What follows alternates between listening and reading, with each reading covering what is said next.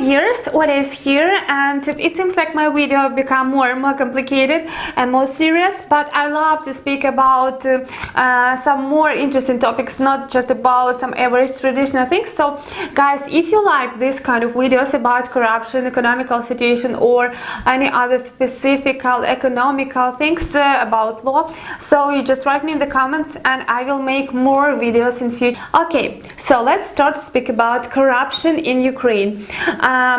Probably all of you guys know that Ukraine is a very corrupted country, especially if you just try to open statistic, you will be shocked because we are more corrupted than the poorest African countries. And I think it's very hard to imagine how the people live here with such a great level of corruption. Ukrainian corruption is divided into two kind of levels. The first level is the high level of corruption. It's corruption between political elites, when the one political party can pay some money to the other political party to make some good decision in the Supreme Council, or to choose the right plan of development, or to different things. I think you understand what I'm talking about. And this level of corruption exists in any countries, even in European Union, in states, everywhere. Just maybe in Ukraine, not maybe, probably in Ukraine it's more strong, in states it's less, but anyway, this level of corruption exists in any country, and it don't have direct impact into people's lives. So of course we have the impact of this corruption, but not the direct. And now I want to speak more about corruption, which I am affected by as an average person in Ukraine.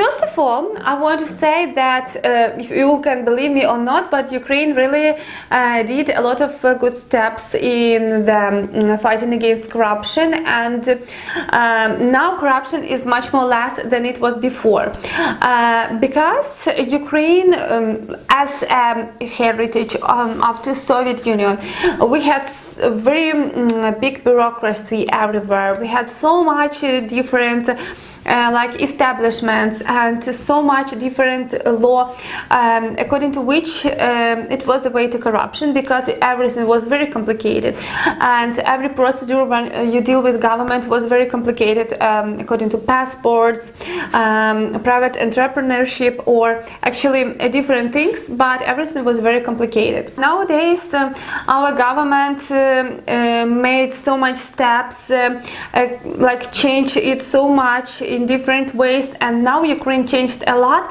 And of course now the way of corruption is much more less, and much more less opportunities for corruption than it was before. But of course we still have a high level of corruption, of course, but I think it's less than it was before.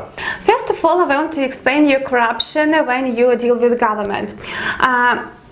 I'm not very old, I'm just 26, but according to my life I already forced with a lot of different issues with government, and now I can compare how it was 10 years ago and how it is now, and compare the really way of corruption. So for example, the most corrupted field in Ukraine is when you deal with government in case of some administrative services. For example, you have some land issues, you need to receive the passport, you need to register yourself in some apartment, or you need to actually register entrepreneurship. All of this way was very corrupted. It was very complicated, because what I mean corrupted, it was, for example, if you want to open private entrepreneurship, want to be private entrepreneur, you need to take so much different documents at first from different establishments, and in every establishment you need to lose 1 day to request some document, then you need to wait 1 day in the turn to get this document, and in general you probably need to lose 1 month, you needed to lose 1 month just to gather all of this document together, and then you can register something in the one place, then you need to go to another place, then the third place, and everything was very complicated. But nowadays our government created the Center of Administrative Services, and in these services, in this center, you can do more. You can receive mostly all of administration services.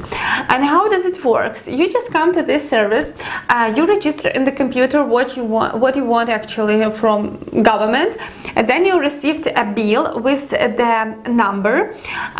For example, your number 5. Then you sit on the very comfortable sofa. You don't stay on the corridors. No, you sit in the comfortable sofa. Here is in front of you a screen where you can see, oh, here is number 5, and I need they showed you number 5, go to the table number 10, for example. You see, oh, this is girl with number 10, with the table number 10. You come to this girl and said, I want to register, I want to be a private entrepreneur. She said, okay, give me your passport, give me ID, tax number, and it seems like, and you need to have a bill that you pay for services actually, and that's all. You just sit, give it to her, it takes maybe 10 minutes, and then she said, okay, return in 2 days, and we will give you kind of certificate that you are private entrepreneur. That's all. I registered as private entrepreneur maybe 2 years ago, so I know what I'm talking about. You actually don't need to pay a bribe to nobody, because they do this in 2 days, very fast, and actually they don't require anything from you. Another things which you can do on this Center of Administrative Services, you can solve the land issues, you can receive the passport, you can actually, they have so much different things. I even don't know all, because I know which I deal with. So for example, with passport it's the same story, because I changed my passport in 10 years, and it was the same story. It was very fast and very convenient, and nobody required bribe from me. Actually, those girls can't require bribe, because they just take your documents. They don't do all of this. They take these documents, and then they just transport these documents to another department which is responsible for your deal. In Ukraine, you don't need to pay bribe always, all the time. You just can pay bribe if you want to solve some problems, you want to solve it fast, you don't want to wait, you don't want to lose your time and something like that, or you don't want to do everything what is required according to law. So you can pay bribe and solve this problem. But if you don't want to pay a bribe, nobody requires it from you if you are just average person. Now I don't say about businessmen who deal with government, just about average person. Also, another corrupted sphere in Ukraine is universities. A lot of guys ask me if it's true that universities are very corrupted. Yes, it's true. So you cannot attend the lectures, you can actually don't go to the lessons, never, just come to the way when it's exams, pay some money to every teacher, and he will put a mark to you. And in that case, you can never even do all the 5 years, just pay money, they will put marks to your document, and after that you will receive a diploma. Yes, it's true. But actually, first of all, this corruption is very convenient for both teacher and student, and that's why most of the time it's very hard to fight against it, because it's convenient for both of them. And but what I want to say, it's not in all universities, and even if it's in some universities, it's not on the all faculties. So everything very much depends from person, from university, from the leader of university, from the students. You know, there are a lot of factors. So if tell in general, yes, it exists, but it tells specific about different universities, so situation is very different. For example, in our city we have university which in general is known as very well corrupted, but when you start to look at it, corrupted is economical faculties. All economical faculties is just actually corruption. So really, guys, even don't attend the lectures, but they just can pay money and receive diploma after 5 years. But at the same time, they have engineering faculties, and engineering faculties is not corrupted. It's very hard to give a bribe because nobody, like every teacher will refuse of it, and teachers are very high demanded to students, and it's very hard to study there. But those guys who finished these faculties at this university, they have a very great job. They are very great specialists, and everyone wants to hire them to the job. But at the same economical faculties, nobody want to deal with these students from economical faculties because all of people know that they just pay money and receive diplomas. So the situation is different in different universities. But also I want to say that this situation exists only when a teacher and students want to do it. So teacher want to take a bribe and students want to give a bribe because for example, if you don't want to give a bribe, if you want just learn everything, if you want to study well, you know everything, so you don't need to pay a bribe. It doesn't mean that someone demanded from you. No, if you want to attend all lectures, if you want to study everything and you come to exam, you know everything, you don't need to pay a bribe. If you know everything well, so you're welcome. I finished university, I studied everything, I've never cheated, and all teachers know about that I study well.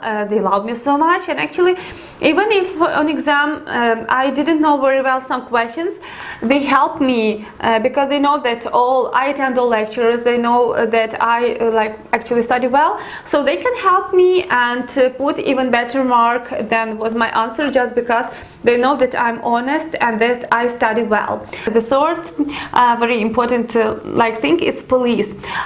You probably know that police was very corrupted, especially according to foreigners. They can stop him and say, pay me a bribe, or I will say that you do something bad or something like that, and you will be deported from the country.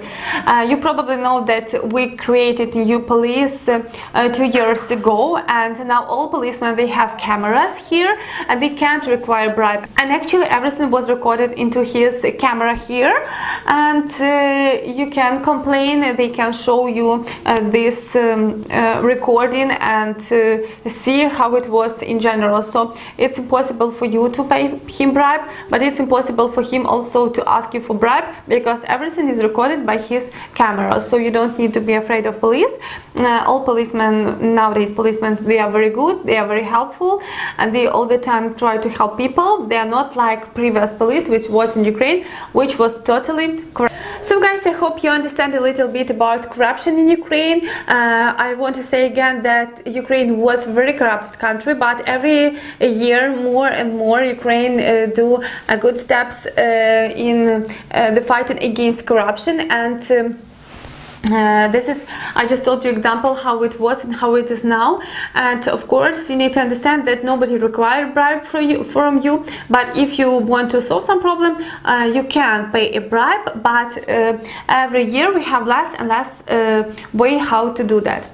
Thank you guys for watching this video. Tell me please if you like this, if you like this topic, which another topic you want to hear from me about Ukraine. I will be very happy to share another my opinion about something else.